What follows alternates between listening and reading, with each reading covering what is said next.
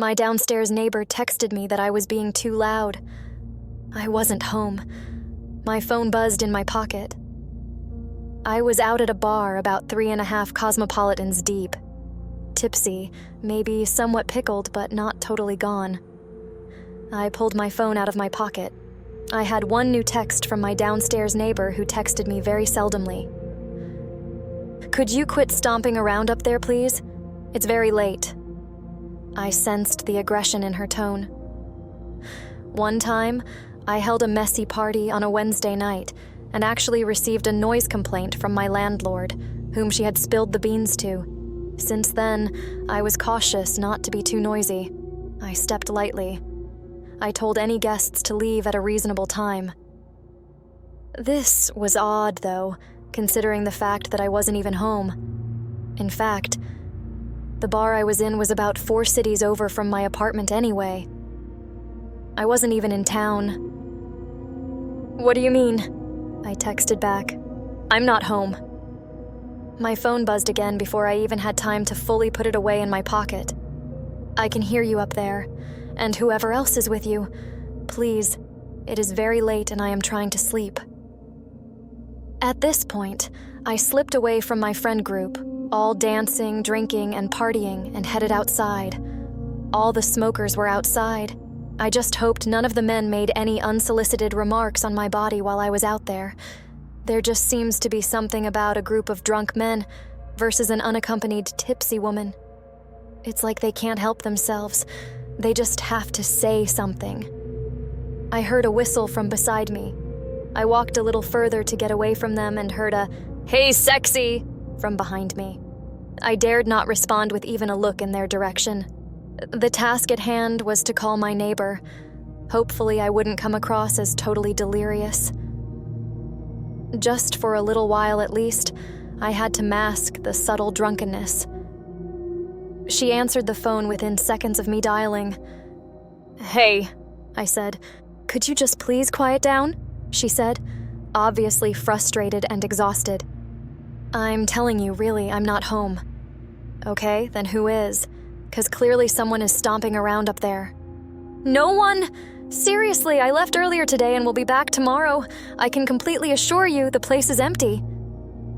I could tell she didn't believe me. "Here," I said. "Just FaceTime me for a second." "Fine," she replied. She joined the FaceTime call, and I showed her my surroundings. I gave her a look that said, "See." I think she was probably in bed. It was too dark where she was to actually get a clear look at her face. "Oh," she said, her voice reflecting that she suddenly believed me. "You're sure no one is up there while you're away?" "I'm sure. Really, no one is there. Maybe you're hearing the next suite over or something?" "Maybe," she said. "Have a good night." "You too," I told her, my tone annoyed with her pestering.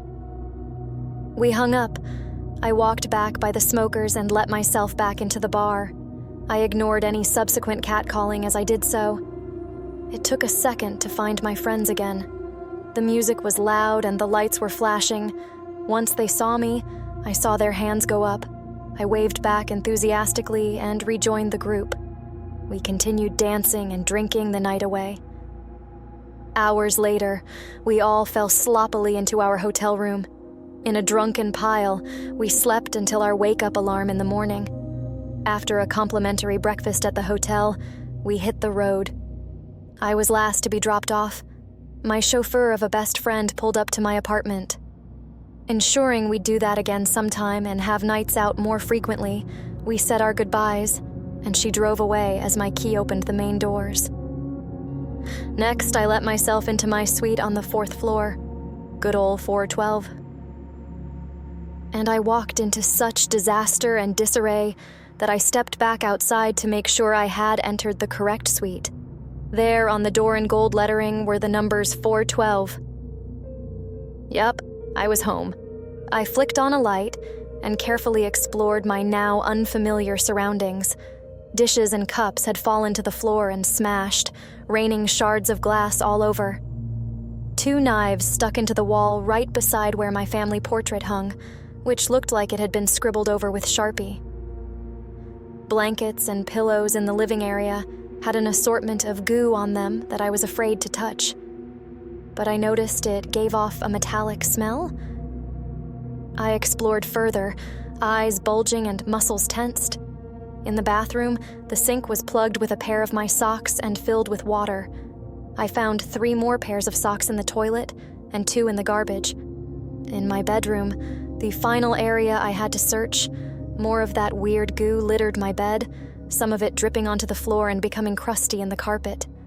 My socks and underwear drawer had obviously been rifled through. I had about $250 of cash in my currency, kept in my room as well. It was always stored safely in my bedside table, which had a lock on it. I found the cash in my sock drawer. The cash had obviously been moved, but none of it was taken. In a panic, I called my downstairs neighbor again. "Hello," she answered. "What did you hear last night? What did it sound like? Someone has been in my suite." There was a pause of silence before she spoke again. "Huh?" she asked. "Last night, when you said there were noises coming from my suite." Again a pause. Then she spoke. "I didn't hear anything last night. Sorry to be unable to help, but I've been away on vacation for the past week. I don't get back until Thursday, so, I really can't help you out here. Sorry." I ran my hand through my hair. I felt disoriented in a way that no amount of alcohol has never made me feel. "No," I said. "You called me last night." "I assure you I did not. Look, I gotta go. I'm sorry you were robbed or whatever, but I'm a 4-hour plane ride away. I can't help." Completely confused, I managed to stutter a quick, "Oh, okay," before I heard her hang up the phone. Suddenly, I felt something fall onto my head. It was a sock.